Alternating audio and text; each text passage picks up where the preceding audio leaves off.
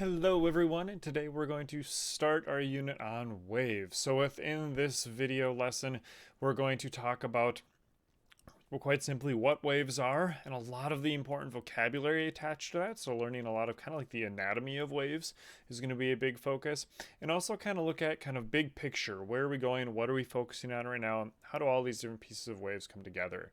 And so we'll look at kind of a diagram to kind of look at where are we at right now? What will we be learning about as we get ready to move forward and learning all about waves? So the first thing we need to do is we need to talk about, well, how do we define a wave? What is a wave? So a wave can be described as a disturbance that travels through a medium from one location to another. So let's kind of break this apart a little bit. So a disturbance is simply meaning, a medium is being agitated, so it could be the air particles, there's like vibrations, things like that. That disturbance, you could also think about it. So another word you could really use in this way, instead of disturbance, is you could say energy. Okay, so that's the other thing that could happen. So you can think of a wave as energy that travels through a medium from one location to another. And a medium, that is going to be some form of matter.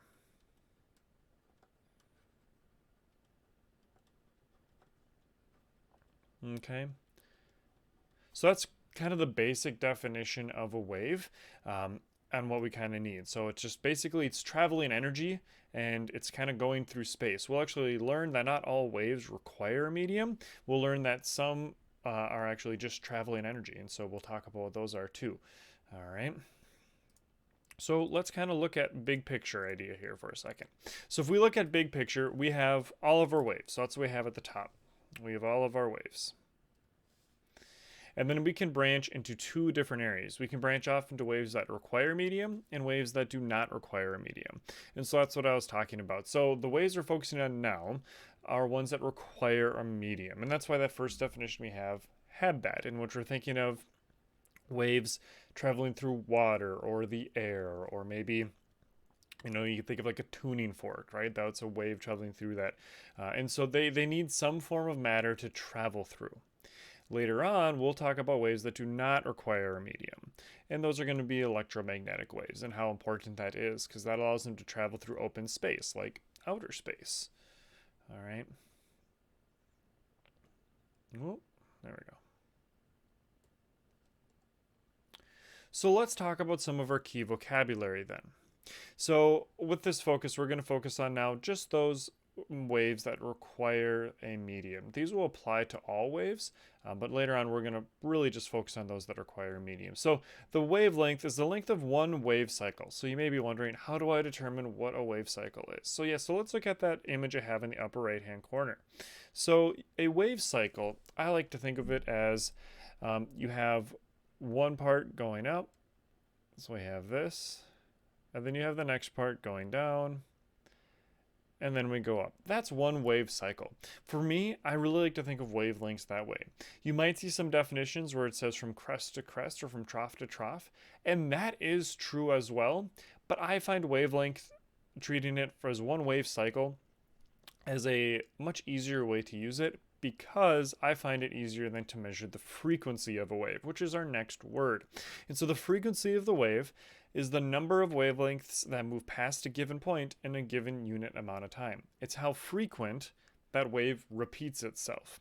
And so you could see, like, let's say this wave at the very top, if this whole wave took 1 second to kind of form, then we had one cycle, and then this would be like our second one. And then we could have our third one. All right. And let's say then that this whole thing took 1 second. All right. Then in this case, our frequency would be 3. All right, because we had 3 cycles in 1 second. And we'll talk about that unit in a second for frequency. That'll happen here in just a moment. We'll talk about what unit we use for frequency. And the velocity or speed is fairly straightforward. It's how fast our wave is moving. And we'll talk about how we can figure that out based off our wavelength and our frequency. Now, before we get to those, we're going to spend just a short amount of time talking about three other important labels. That's going to be the crest, the trough, and the amplitude. So the crest is the top or high point of the wave. Sometimes people say the peak. So that's the top point. So like right here, we're going to have the crest. All right, because it's the top part of our wave. The trough is going to be the low point of the wave. Think of like a pig trough, right? They're feeding down, they're looking down, they're feeding out of that. And that's going to be the bottom here. So the trough is going to be down here.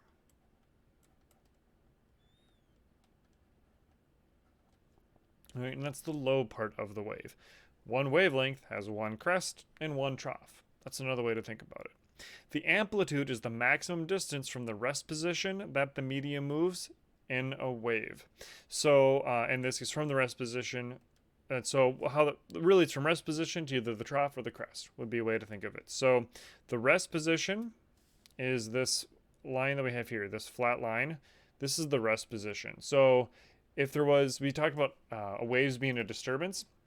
If there is zero disturbance, no wave traveling through, then we would just have a rest position. There wouldn't be this wave.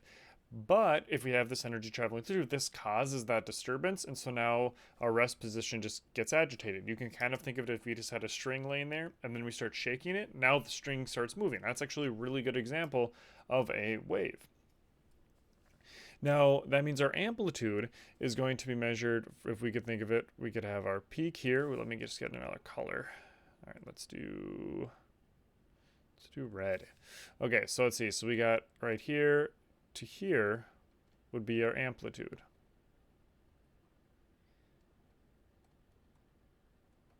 Oh, kind of ran out of space there, but right. So we got our amplitude. Do not measure it from crest to trough. If you do that, you're going to get double the amplitude, and then you're going to have a real rough time getting answers that are always seeming to be twice as big as they're supposed to. So always from rest position to either the crest or rest position to the trough. Those will both work. I always like to do rest position to the crest. Keep it simple. Makes sense from your mind about amplitude, but you can kind of do your own thing. All right, so I mentioned we talk about units, and so there's really two big important units for us to first identify. The first one is wavelength. So wavelength is a length, which means that we can use the same SI unit for length, which is meters. So the actual standard measurement we're going to use for our wavelength is meters. Now, having said that, with waves, you can get some crazy small wavelengths. So a lot of the times, you're going to get things using like millimeters or nanometers even, right? You can get extremely small wavelengths. Actually, a lot of color that we see, we're talking about wavelengths like nanometers, and there's a specific range, and that's how we see it. So we'll get to a lot of those things later, but the wavelength kind of acts like a fingerprint for a wave.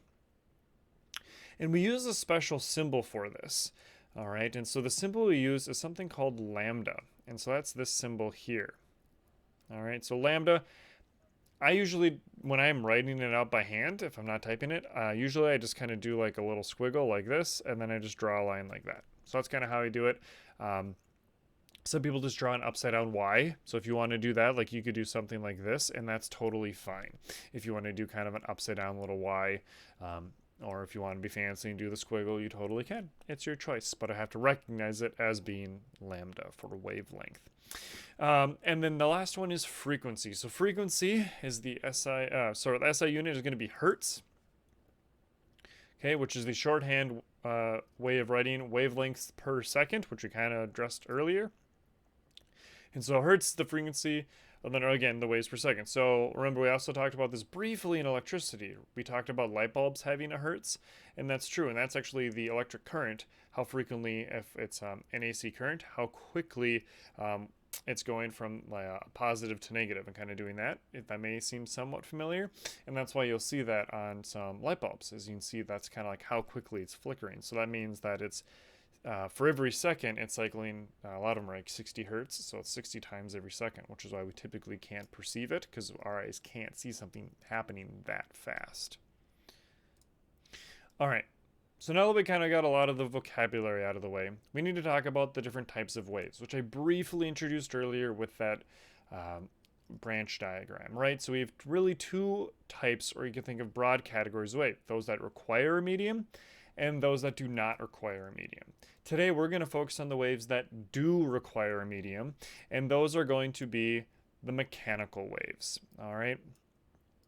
And now within mechanical waves, there are two different types of mechanical waves. Okay, so I know it can sound a little confusing. So we'll show that branch diagram at the end again.